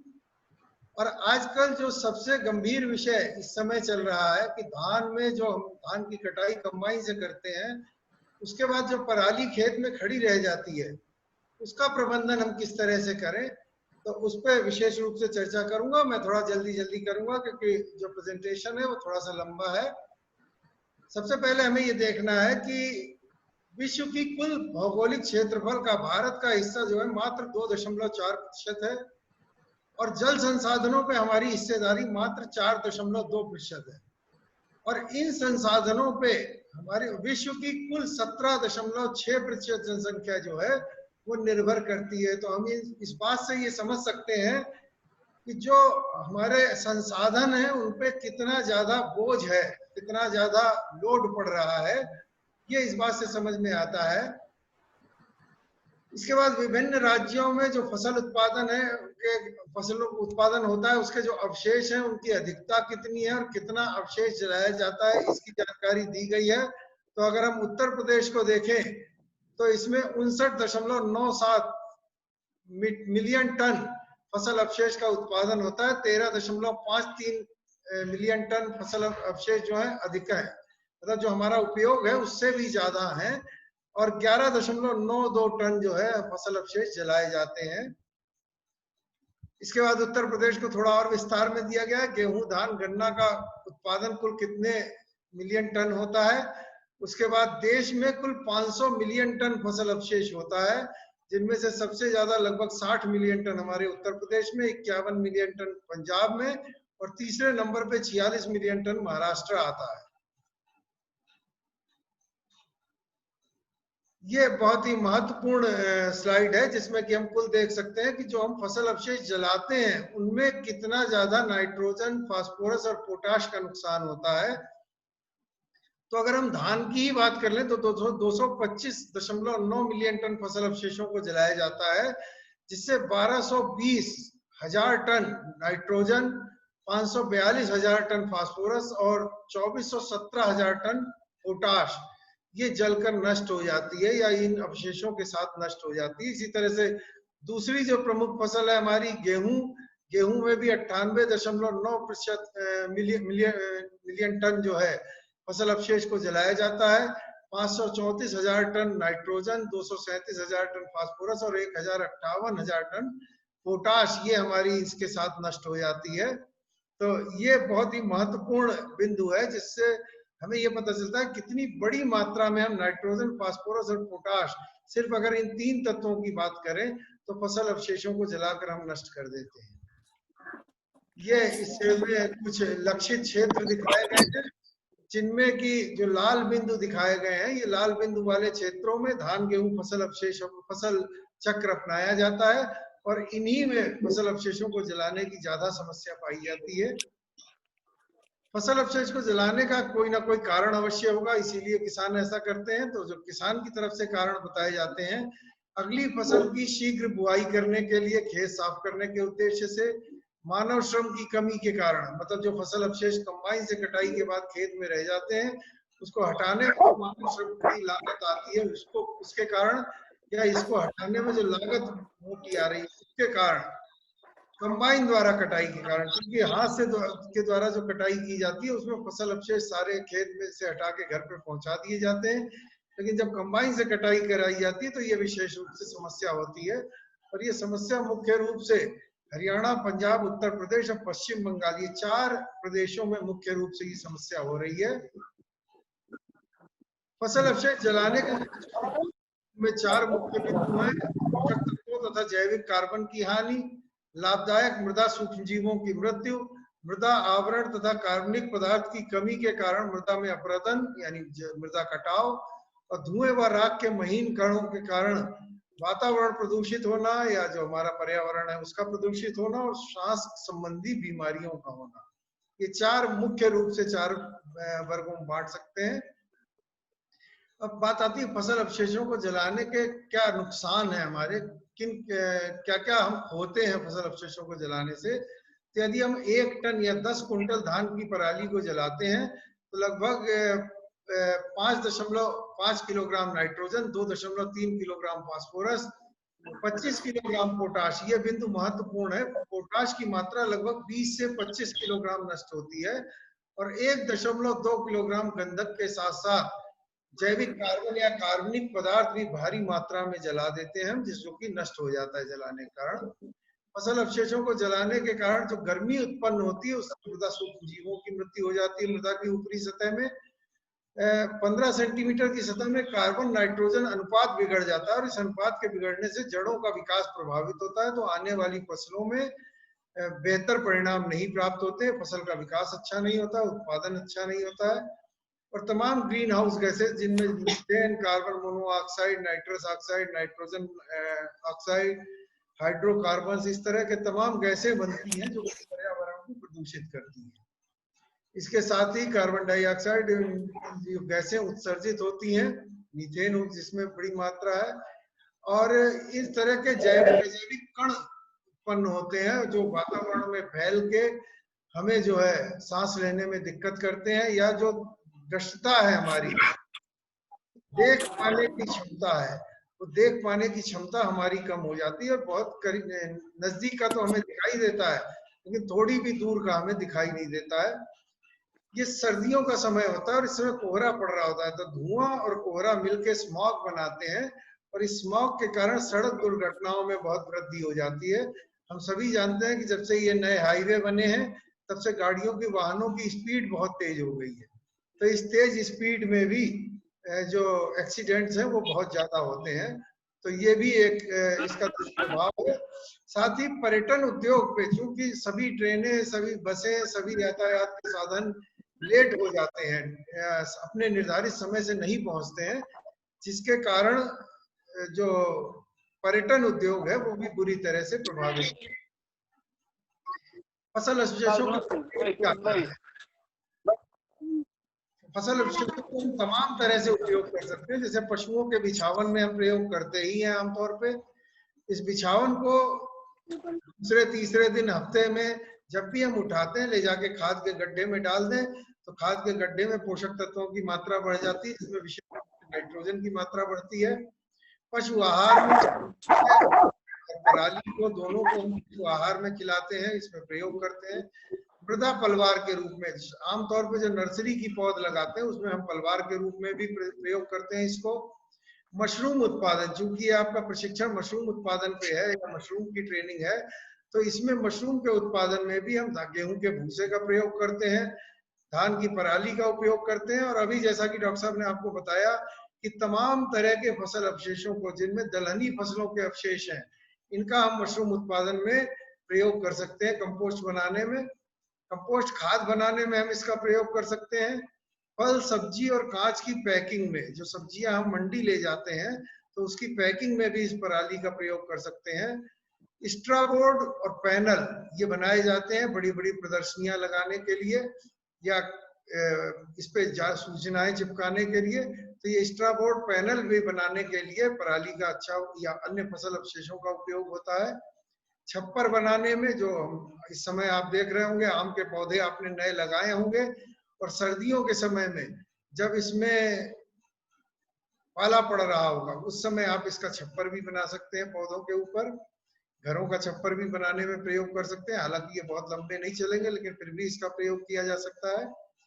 बायोगैस उत्पादन में कुछ यंत्र ऐसे बनाए गए हैं जिससे इससे आप बायोगैस बना सकते हैं और उस बायोगैस का ईंधन के रूप में, घरेलू ईंधन के रूप में या औद्योगिक ईंधन के रूप में भी उपयोग कर सकते हैं।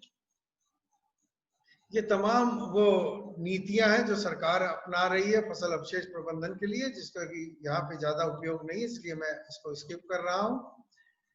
फसल अवशेषों का जलाना प्रतिबंधित हो गया है, ये बात विशेष रूप से ध्यान देने की है।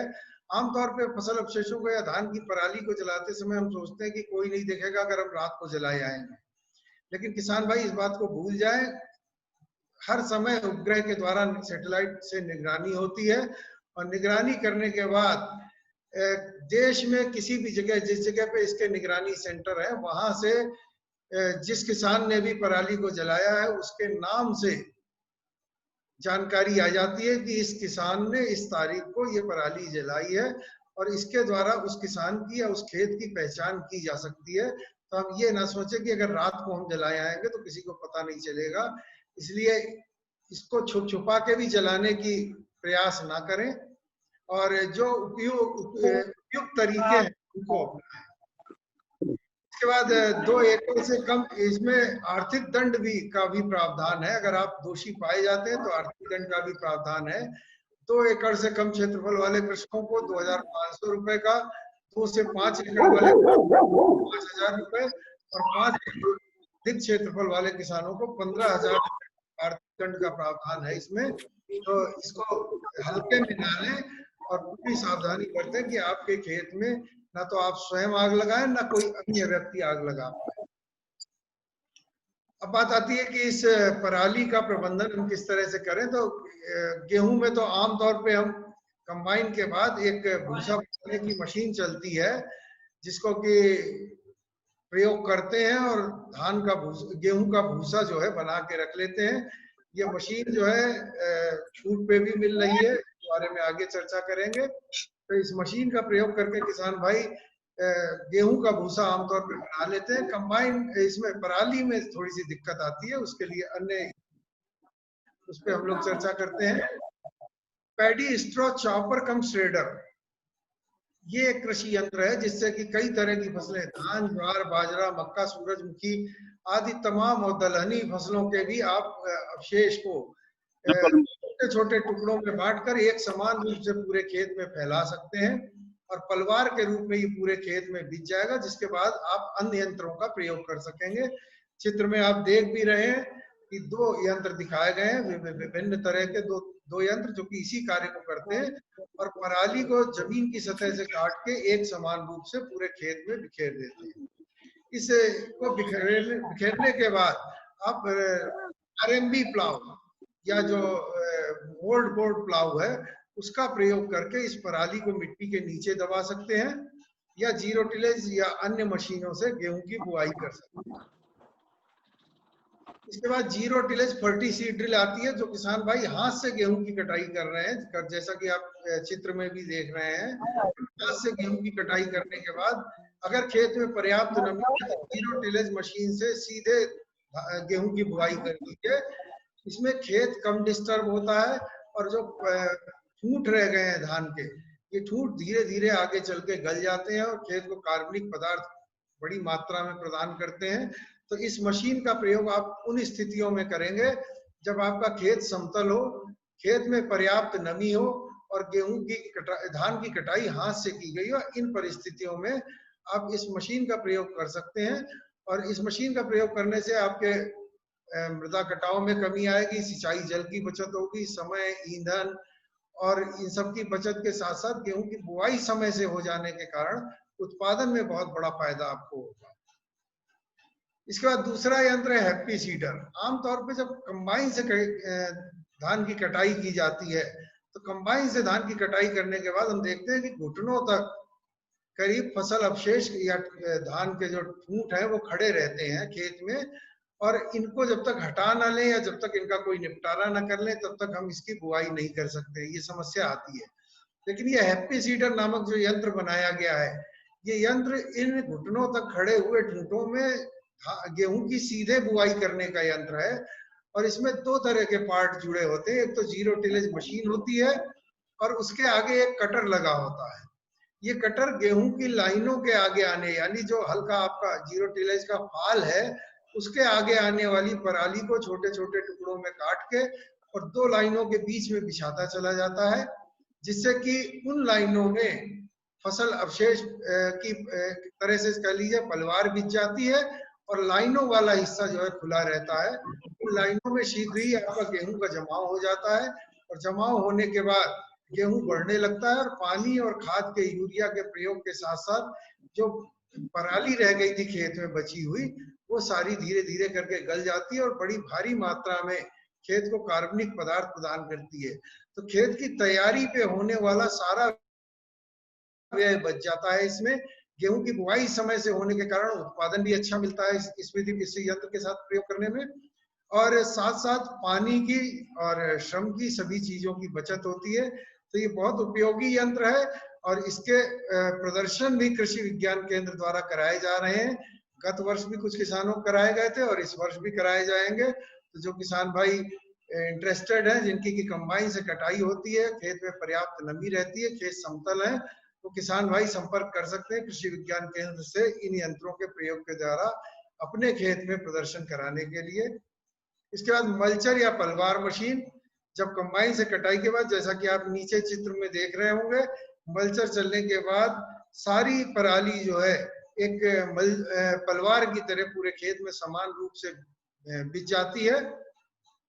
और इसके बाद इस पराली को या तो हम आरएमबी प्लाव यानी मोल्ड बोर्ड प्लाव जो होता है, रिवर्सिबल मोल्ड बोर्ड प्लाव, या आगे इस पे चर्चा होगी, इसका प्रयोग करके पराली को मिट्टी में दबा देते हैं, या फिर हम इस खेत में पानी भर के और रोटावेटर सीधे चला के और पराली को कीचड़ में अगर दबा दें तो ये पराली शीघ्र ही गल जाती है और गलने के बाद खेत को पोषक तत्व प्रदान करती है। इसके बाद एक यंत्र आता है हे रैक, जिससे कि पराली को इकट्ठा किया जाता है। आमतौर पे हम देखते हैं कि पराली इधर उधर बिखरी रहती है, उसको इकट्ठा करने के लिए इस हे रैक का, जैसे पंजी होती है हमारे गांव में चीजों को इकट्ठा करने के लिए या कबाड़ को इकट्ठा करने के लिए, उसी तरह ये ट्रैक्टर से चालित यंत्र है। बेलर आमतौर पे बेलर का प्रयोग जो है वो पराली को इकट्ठा करके, जैसा कि आप यंत्र में देख रहे हैं, पीछे एक गोल बेल पड़ी हुई है, एक चौकोर बेल यंत्र में से निकल रही है, तो इसको बेलर को प्रयोग कर सकते हैं। इसके बाद एक ये नई मशीन है जो कि जिसके बारे में हमारे क्षेत्र के किसान भाइयों को जानकारी ज्यादा नहीं है, इसलिए मैं विशेष रूप से इसके बारे में बताना चाहता हूँ।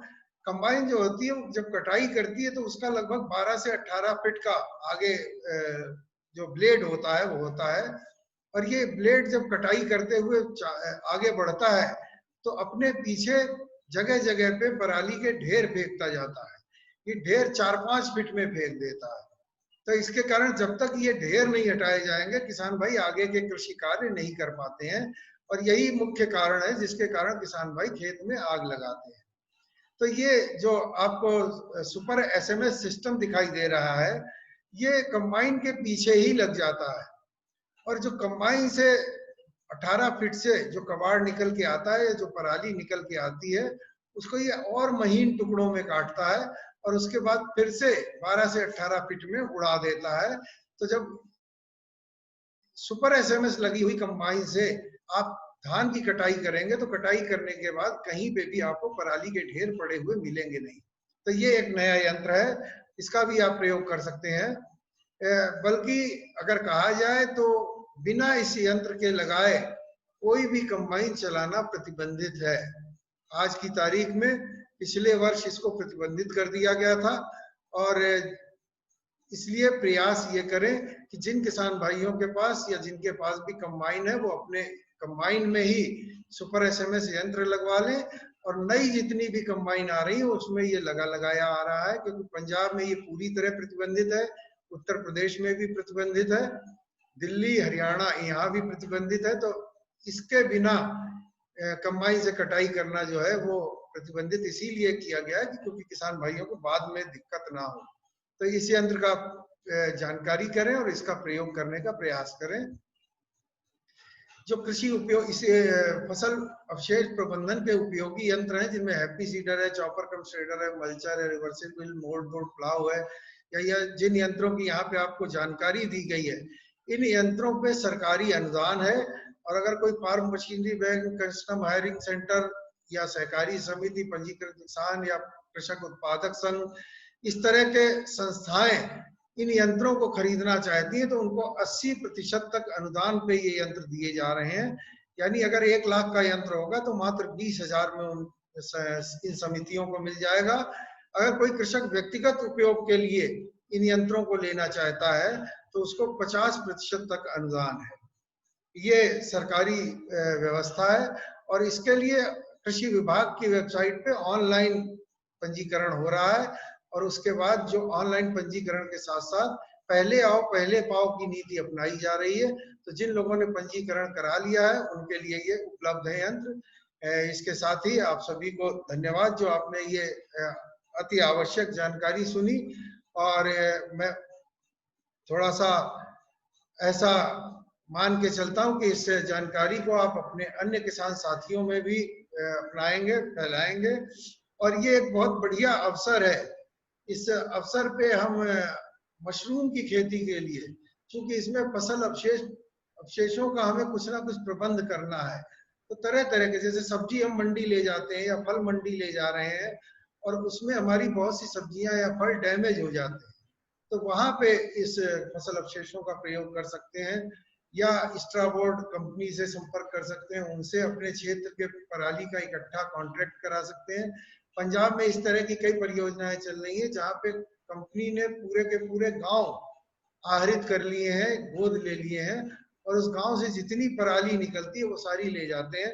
लेकिन मैं किसान भाइयों से अनुरोध यही करूंगा कि इस पराली को अपने खेत में ही मिलाएं, जिससे भारी मात्रा में पोषक तत्व आपकी जमीन को मिलेंगे और खेती की लागत में आपकी बहुत ज्यादा कमी आएगी, जिसका कि आपको उत्पादन में भी लाभ मिलेगा, और लागत में कमी आने से आपका प्रति रुपए जो आप खर्च कर रहे हैं उसके मुकाबले बहुत ज्यादा लाभ। धन्यवाद। धन्यवाद राकेश जी। पराली के विषय में आपने एक अच्छी जानकारी दी। थोड़ा सा ये विषय से अलग हट करके था, लेकिन एक महत्वपूर्ण विषय है जो इस सीजन में अक्टूबर, नवंबर, दिसंबर, खास तौर से एनसीआर का जो क्षेत्र है उस क्षेत्र के लोगों को फाग की समस्या झेलनी पड़ती है। फाग की जो समस्या होती है उससे इससे जुड़ा हुआ विषय था।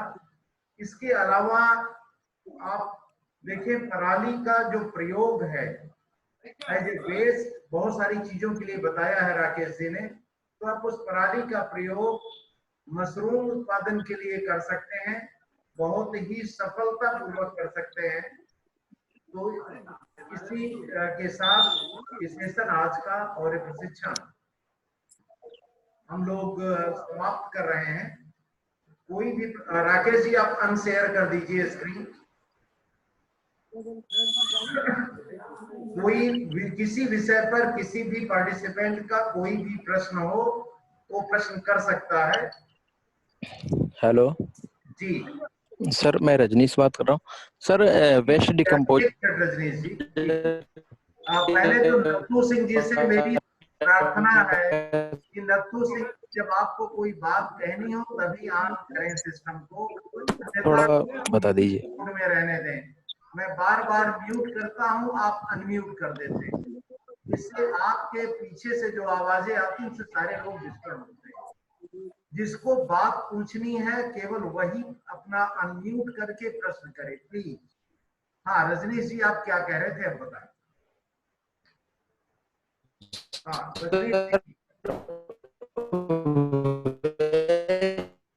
रजनीश जी आपकी आवाज फट रही है, फिर से प्रश्न करें। वेस्ट डिकम्पोजर के बारे में। वेस्ट डिकम्पोजर के बारे में आप जानना चाह रहे हैं? जी हाँ राकेश जी आप लाइन पर हैं? राकेश पांडे जी सर। आप पहले तो अपना स्लाइड ऑफ कर दें, शेयरिंग मोड से बाहर आ जाएं। Okay sir. अनशेयर करें, जहां शेयरिंग करते हैं वहीं पर एक लाल रंग का बटन होगा, उसको अनशेयर कर दें, एग्जिट कर दें। हाँ अनशेयर करें, जहां शेयर है वहीं लाल हरा बटन था, वहीं पर लाल बटन है सर। हो गया। हाँ अब आप इनका जो प्रश्न था उसका उत्तर देते हैं वेस्ट डिकम्पोजर के बारे में। जी हाँ, वेस्ट डिकम्पोजर हमारे एक नेशनल ऑर्गेनिक फार्मिंग का एक सेंटर गाजियाबाद में, उन्होंने इसे डेवलप किया है, और गोमूत्र वगैरह से या तमाम चीजों से उन्होंने कुछ सूक्ष्म जीव निकाले हैं जिससे कि इसको कल्चर को तैयार किया है उन्होंने। अभी तक जितनी भी खाद बनाने की या जो ऑर्गेनिक मैटर है उसको खाद में परिवर्तित करने की विधियां थी हमारे पास, उनमें अगर हम देशी तरीके से खाद बनाने को या कंपोस्ट बनाने को देखें तो ये लगभग 180 दिन के आसपास लेती हैं। इसके बाद नेटअप कंपोस्ट 90 दिन लेती है, वर्मी कंपोस्ट जो है लगभग 60 दिन में खाद बना देती है। ये एक तरीका ऐसा आया है जो 30 से 40 दिन के अंदर वेस्ट पदार्थ को गला के खाद में परिवर्तित कर देता है। इस वेस्ट डिकम्पोजर का कल्चर मिलता है बना बनाया। इसे आप चाहें तो गाजियाबाद से सीधे मंगा लें, उनकी वेबसाइट पे उनका एड्रेस देख के उनको मनी ऑर्डर कर दें और अपना एड्रेस वगैरह उसमें लिख दें, वो आपको घर बैठे भेज देंगे। या फिर यहीं पे इसकी एक वहां से गाजियाबाद से मंगाएं तो 20 रुपए की एक शीशी मिलेगी इसकी। और या फिर अगर यहीं बरेली में लेना चाहते हैं तो इफ्को के सेंटर जो हैं, विशेष रूप से इफ्को ई बाजार से ही आपको 30 रुपए में एक शीशी मिल जाएगी। इस कल्चर को लेके इसको मल्टीप्लाई करना होता है। मल्टीप्लाई करने के लिए 200 लीटर के ड्रम में, प्लास्टिक का ड्रम होना चाहिए और बांस या लकड़ी के चीज से चलाना है उसे। तो 200 लीटर के ड्रम में पानी भर लीजिए, उसमें गुड़ घोल लीजिए और उसी में ये कल्चर जो है वो थोड़ा सा मैश करके हाथों से, हल्के हाथों से, और अलग से 1 लीटर पानी में मैश कर लीजिए और उसके बाद उसी में डाल दीजिए। इसको 8 से 10 दिन तक चलाते रहिए बांस की सहायता से। ये कल्चर आपका बनके तैयार हो जाएगा। अब इस कल्चर को प्रयोग करना है तो इस कल्चर को आप खेत में सीधे प्रयोग कर सकते हैं या आप इससे फसल अवशेषों को गलाने के लिए प्रयोग कर सकते हैं। तो अगर अवशेषों को कहीं अलग ले जाके आपको गलाना है तो वहां पे लगभग 15 से 20 सेंटीमीटर, 25 सेंटीमीटर का आप एक परत बना लें कार्बनिक वेस्ट की। उसके ऊपर इसको अच्छी तरह से तर करके इसको छिड़क दें, फिर दूसरी परत बनाएं, फिर इसको छिड़कें, फिर तीसरी परत बनाएं। हर परत पे लगभग 20 लीटर के करीब इसको आप स्प्रे करते जाएं या मग्गे से वैसे ही छिड़कते जाएं और उसके बाद अंत में इसको ऐसे ही छोड़ दें।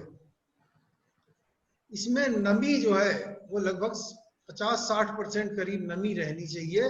ये 30 से 40 दिन के अंदर बनके खाद आपका तैयार हो जाएगा। इसके बाद अगर आप इसे सीधे खेत में प्रयोग करना चाहते हैं तो सिंचाई जल के साथ, खास तौर से धान की पराली के लिए आप जब धान में अंतिम सिंचाइयां लगा रहे हैं उस समय सिंचाई जल के साथ इसको प्रयोग कर दीजिए तो ये खेत में पहुंच के और ज्यादा मल्टीप्लाई हो जाएगा। और उसके बाद खेत में जैसे ही धान आपका कटेगा वैसे ही ये अपना काम करना शुरू कर देगा। इसके विषय में एक बात ध्यान रखिए, कई बार किसान भाई पूछते हैं कि ये फसल को तो कोई नुकसान नहीं पहुंचाएगा। तो ये जो मृत अवशेष हैं फसल के, सिर्फ उन्हीं पे कार्य करता है, जीवित अवशेषों पे कार्य नहीं करता, इसलिए फसल को कोई नुकसान नहीं पहुंचाएगा। और दूसरी महत्वपूर्ण बात ये ध्यान रखने की है, इसमें प्रति एकड़ 400 लीटर तक आप इसका प्रयोग एक बार में कर सकते हैं या इससे ज्यादा भी कर सकते हैं, ज्यादा में कोई नुकसान नहीं होगा। लेकिन 400 लीटर रिकमेंडेशन है 1 एकड़ में एक बार में प्रयोग करने की सिंचाई जल के साथ। एक बात यहाँ ध्यान रखिए कि ये खत्म नहीं होगा। अगर आप चाहेंगे तो इसी कल्चर से और कल्चर बनाते रह सकते हैं। यानी आप 200 लीटर कल्चर जो आपने मल्टीप्लाई किया था उसमें से 180 लीटर प्रयोग कर लीजिए और 20 लीटर जो बचा है उसमें फिर से 2 किलो गुड़ डाल के और 200 लीटर पानी करके उसका, और फिर इसको 8-10 दिन तक चलाते रहिए तो ये कल्चर फिर से मल्टीप्लाई हो जाए। अब अगर कोई प्रश्न इस संबंध में आपका रह गया हो तो फिर से पूछ सकते हैं। Thank you sir. हाँ सर, मुर्गी की खाद अगर नहीं मिल रही है तो इसका कोई अल्टरनेट है क्या? कंपोस्ट गोबर की खाद इस्तेमाल कर सकते हैं? किस चीज की खाद नहीं मिल रही है? मुर्गी की खाद नहीं मिल रही है। हाँ, मुर्गी का मीट जो होता है ना उसकी खाद नहीं मिल रही है क्योंकि मुर्गी फार्म हाँ, आसपास नहीं है। हाँ। तो क्या उसकी जगह गोबर की सड़ी हुई अच्छी कंपोस्ट इस्तेमाल कर सकते हैं? मैं नथु सिंह बोल रहा हूँ, जिला सीतापुर से। नहीं, किस चीज में प्रयोग करना चाहते हैं? मशरूम के लिए। मशरूम के लिए डॉक्टर रंजीत सिंह बता सकते हैं। मशरूम के विषय में मुझे ज्यादा नहीं, खेती बाड़ी। रंजीत जी आप लाइन पर हैं? 1 मिनट, मैं रंजीत को कनेक्ट कर रहा हूँ, प्लीज।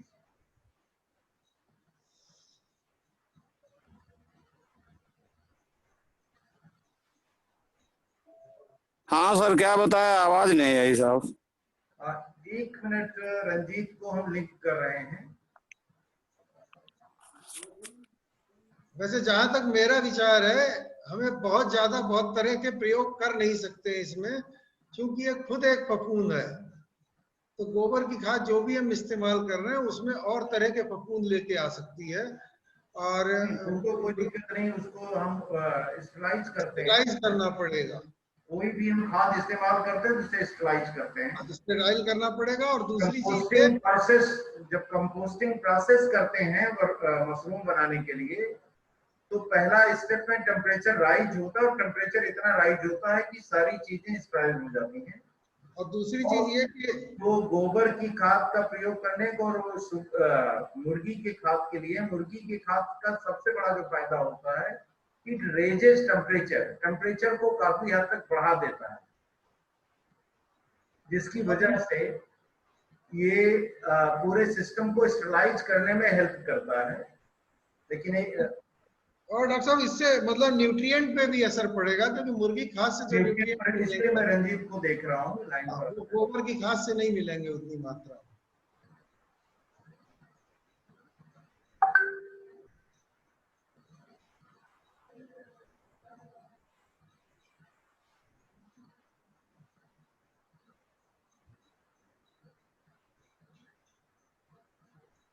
आपका ये प्रश्न मैं नोट कर ले रहा हूं और व्हाट्सएप ग्रुप पर आज का उत्तर दे देंगे। अभी लाइन पर रंजीत नहीं आ पा रहे हैं, नेटवर्क की प्रॉब्लम है। और कोई प्रश्न है?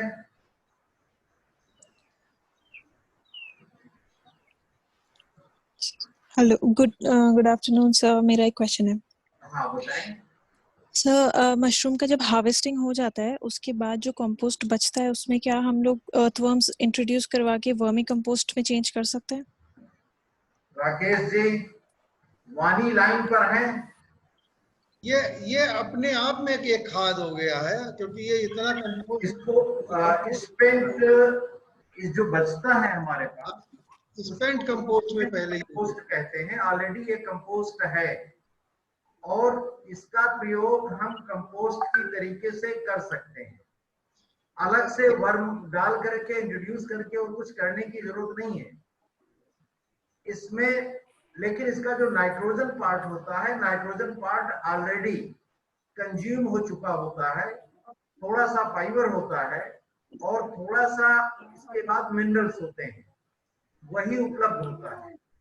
तो और एक चीज और है डॉक्टर साहब, इसकी स्पेंट कंपोस्ट में अगले साल भी जरूरत पड़ेगी हमें, तो थोड़ा बहुत बचा के भी रखना पड़ेगा। नहीं, किसकी जरूरत बता रहे हैं आप? ये जो कंपोस्ट निकल के आता है, हाँ, नेक्स्ट ईयर जब हम मशरूम करेंगे तो थोड़ी स्पेंट कंपोस्ट भी उसमें यूज होती है। अच्छा, वो किसके लिए? वो जिस समय बटन बाहर निकलने को होते हैं उस समय एक हल्की लेयर ऊपर से क्लास खत्म कंपोस्ट की यूज की जाती है। अच्छा, नथु सिंह जी, कोई प्रश्न है? हाँ, प्रश्न है सर।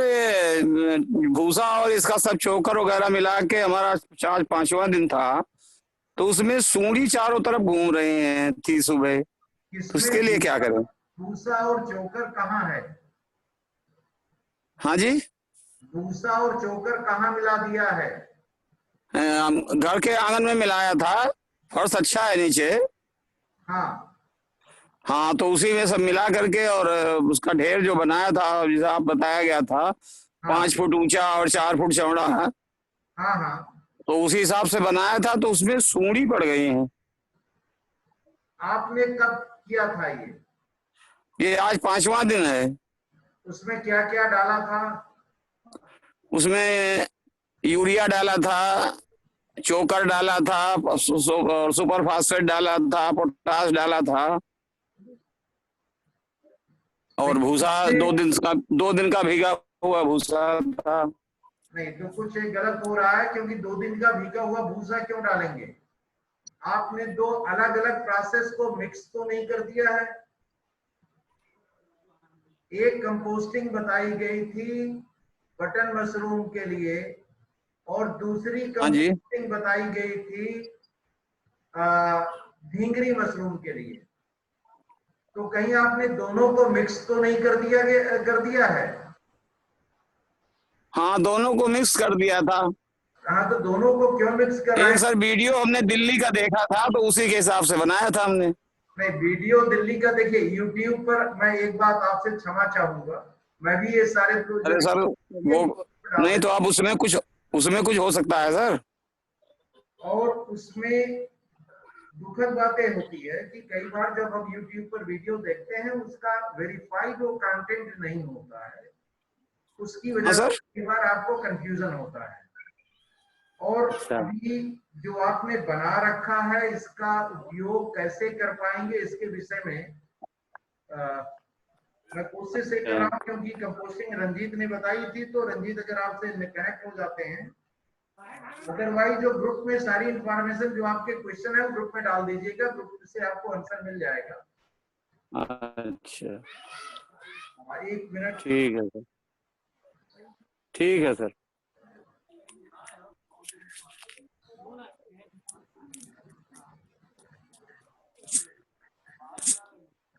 हाँ रंजीत जी, आप लॉग आउट हो गए हैं क्या? आपसे एक प्रश्न था नथु सिंह जी का। उन्होंने कंपोस्ट जो बनाई है उसमें डाल दिया है भूसा, पानी में भिगो करके सिंगल सुपर फास्फेट, धान का, गेहूं का चोकर, ये सब डाला हुआ है और उसमें कीड़े पड़ गए हैं। क्योंकि मुझे ऐसा नहीं लग रहा है, आपने जो बताया होगा, धान जो भूसा में पानी डालते हैं वो तो है प्रोसेस ढींगरी के लिए, और बटन मशरूम में हम पानी डालते नहीं भूसे में, वो ड्राई रहता है। कंपोस्टिंग करने का तरीका अलग है। तो शायद नथु सिंह जी ने कहीं कंफ्यूज होकर के यूट्यूब पर कई सारी वीडियोस देख करके कुछ इन्होंने बनाया है। वो ये जानना चाह रहे हैं, आप कनेक्ट हो सकते हैं क्या अभी? आप अच्छा कनेक्ट नहीं हो पाएंगे तो ठीक है, आप इसको ग्रुप में आंसर कर दीजिएगा। ठीक, तो आप ग्रुप में आंसर कर दीजिएगा। ठीक है नथु सिंह जी, ग्रुप में आपको आंसर दे देंगे। तो इस सेशन को आज हम लोग समाप्त कर रहे हैं। फॉर्म आपको अभी मैं तुरंत व्हाट्सएप कर रहा हूं और उसमें फॉर्म को भर करके, अभी ये आपको व्हाट्सएप चला गया है, आप अपने अपने व्हाट्सएप से फॉर्म को भर करके भेज दें और उसमें अपना फोटोग्राफ भी भेज दीजिएगा, या तो आप फाइल अटैच कर दीजिएगा, नहीं तो करंट में फोटो लेकर के भेज दीजिएगा। तो जो फोटो भेजेंगे वही फोटो आपके सर्टिफिकेट पर प्रिंट होगा। इसलिए फोटो भेजते समय थोड़ा सा ध्यान रखिएगा, स्मार्ट सी फोटो भेजिएगा। ठीक है, थैंक यू। सभी प्रतिभागियों को नमस्कार। कोई प्रश्न होता है, ग्रुप बना हुआ है, ग्रुप में आप प्रश्न डाल दीजिए, उसका उत्तर आपको प्रयास करेंगे शीघ्र ही दे दिया जाए। तो विदा। Thank you sir.